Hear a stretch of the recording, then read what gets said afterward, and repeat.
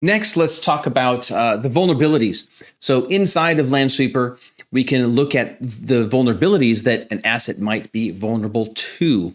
Now, I want to make really clear that Lansweeper is not a pen testing tool. In other words, we're not actively going out and trying to penetrate or test or stress test your assets in order to figure out where's that weakness and then to report that back to you. No, we're not going to do this, and we're not going to take down and potentially impact your servers.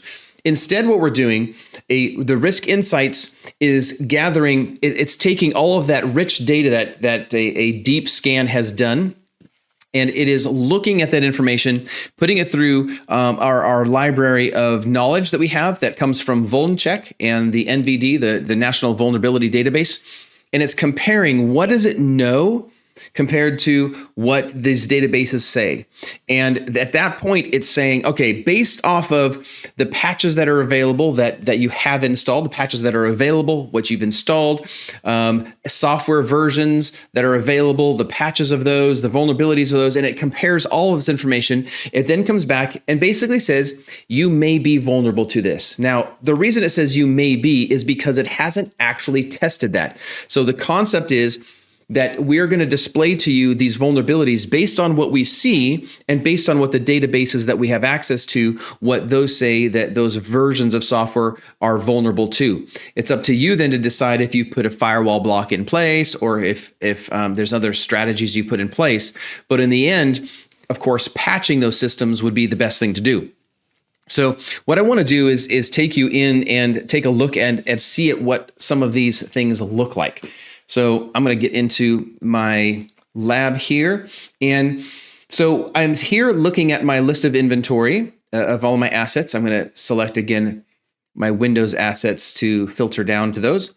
And I'm just going to grab, I don't know, I'm going to grab just a random asset. Let me grab this one here. And inside here, we have a Risk Insights tab. I'm going to select that tab. And we can see immediately all the different vulnerabilities that this particular asset is vulnerable to. This one's pretty extreme here. 720 results. This is pretty intense. But you can see, look, this is the affected product is Firefox. Immediately, my thought is update Firefox, and this would clear out probably the far majority of these. But you see the impact of what this is going to be. Now, you may not want to look at this one by one on each individual asset. That's where we have over here the Risk Insights section. Inside the Risk Insights section, I can click on the vulnerable assets, and it's going to then categorize the page based off of the asset and then what are the severity of the vulnerabilities associated to that individual asset. You can see these different vulnerabilities based on the severity. I can do the same thing by looking at the active vulnerabilities to be able to see what vulnerabilities are in my environment and then how many assets are associated to them and maybe the type of vulnerability. Again, you see software, OS. We have two categories here, so I can select this and I can see it's both software and OS. So you have a couple different ways that this information can be presented. And what I also like too is the affected products. So you have three different products that are affected here. With each of these here can demonstrate these different versions. Really a lot of information.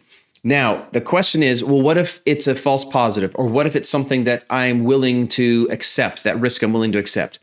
Let me go into my ignored assets, my vulnerable assets, and I'm going to ignore some assets from being checked on this. So maybe I'm okay with this particular server, and I'm fine that it has all these vulnerabilities, and I am totally fine how scary this is, whatever it might be. I can select that, come over here to the right side and say ignore. It's going to ask me a little bit of information for tracking. In this case, I'm going to accept that risk and say ignore. It'll then take that asset out of this list and will then move it over here to my ignored assets list. And now it shows up here. I've got a couple of other assets that are in this list. And let's say maybe I've made a mistake or that I now am ready to try to resolve and I want to accept the risk of these. I'm going to select this one and I'm going to say over here again, restore. And it's going to restore that asset back into my list of assets. You could do the same thing. And honestly, probably the best way to do this would be to go and do it via the vulnerabilities. I don't think commonly we're willing to accept the vulnerability of that entire asset, that the asset and all of its vulnerabilities I'm going to accept. Typically, we're going to accept a single vulnerability. We could do the same thing here. Here's my CVE. I'm going to be able to ignore that. I'm accepting that risk, telling it to ignore, and it will take it out of this list and put it into my ignored vulnerabilities list, where I can then come over here and see that listed here. Again, one of these things are maybe I'm ready to resolve this. I've got 13 assets, and this has now actually become a problem in my environment. I can then say, let's restore that, and it brings it back out here for my custom views and my dashboards and so forth to be able to view this information. So a lot of really helpful information there to help us see the impact of what vulnerabilities are in the environment. And I guess I just want to stress again that what Lansweeper is doing is it's comparing what your environment actually looks like, what we have seen out of it, the versions of software, the patching statuses and so forth, and it's comparing that to a database. We're not doing a pen test or going after your environment to make sure and to test it against these vulnerabilities. Next here, what I want to show you is some of the custom views that I've created around the risk insights. Maybe it'll help just to trigger some thoughts and stuff for you as well. In order to do that, I've created them actually in the old platform, haven't migrated them over to the new one yet. And the development team here as the beginning of an early 2026 has not integrated and pulled those things over yet. So let me show you in the old UI here what that might look like. I've come into my risk insight section, and inside here, I've created a couple different custom views. I come down here to this custom view is where I'm going to see those. I've both got vulnerable asset custom views, and I've also got active vulnerability custom views. But the one I want to show you here is underneath my vulnerable assets. Click on my custom views, and I've created several different ones in here. End of life servers with vulnerabilities, exploited risks. This is something that is actually has a CVE that has been exploited in the wild, and my machines are susceptible to that vulnerability. Does not what this is not telling me that it has been that my machines have been exploited. I am purely creating a report here on this dashboard that is saying these assets have vulnerabilities that have been taken advantage of in the wild. Pretty interesting because this gives me some priorities. It gives me some actionable insights to be able to say, this is where I really want to start my targets. So let me show you real briefly what I've done. Let me just use this one as an example. So I'm going to customize my view, and I can see the different, all the different extra columns down beneath here that we can, create and add. But these are the ones that I've added. The severity is critical and high, that antivirus is enabled, because that's, to me, is important to know, and that the product is up to date. That, to me, is also. What type of asset is it? Is an IP, and when was the last successful scan? This gives me a lot of information to be able to say, how vulnerable is it? Is it protected, at least from viruses and malware? And then lastly, when was the last time Lansweeper actually looked at that asset to get the new information? If this date is really old, my thought would be, well, maybe I need to check that and rescan that in order for Lansweeper to give me up-to-date information. Maybe this asset that I'm looking at could be scanned once a month. That is very possible. Once a week, and I had patches already have been completed. I want to look at those things. That's what I'm going to be looking at here. Then what I'm going to do is look at my advanced filters. And what I've done is I've kept my confidence level of high. I want to have the confidence that Lansweeper is saying, it can confidently say, these are the versions of software you have is the same thing as vulnerable over here in the wild, and it has a high confidentiality of that. Is it exploited? Exploitability is equal to known. It has been exploited. And the EPSS score is greater than 70. So it gives me a lot of information here to be able to say the likelihood, the EPSS score is giving me the likelihood or the chance that this may actually get exploited in the wild in the next, I believe the standard is 30 days.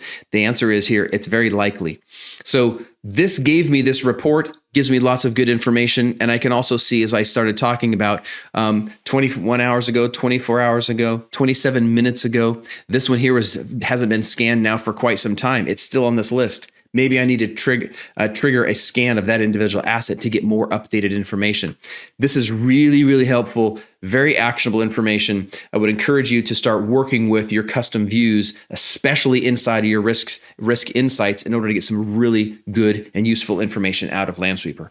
Okay, the last thing I want to demonstrate here for you in Lansweeper is the lifecycle management. I think this feature is just wonderful. And like the risk insights I showed you a moment ago, which one of these assets or which of my assets are vulnerable to some CVEs that maybe are end of life? So these end of life reports are really, really cool. So I've got hardware end of life and I've got operating system end of life.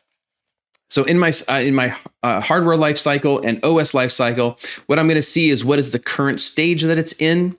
What is that milestone date? So when is this current stage going to be hit? And then it gives me the other generic information, not generic, but specific information about the general availability, end of life, and end of support. So this milestone here, as you can see, matches this one because this is the general availability. But as you can see, it's giving me some good information to be able to say, okay, this is my pieces of hardware that I need to be replacing. Same thing with my operating system. I've got some operating systems that are end of life, and they were dated back or going to be end of life. I can see the next stage here is coming up in a few years, but still, this one here is in May of 2025. In April of 22, I've got some issues here in my environment that I need to get these things either patched to make sure they're as up to date as possible, but ideally in this situation, I should get them out of my environment if they're end of life or end of support, especially those assets that don't have any support left on them.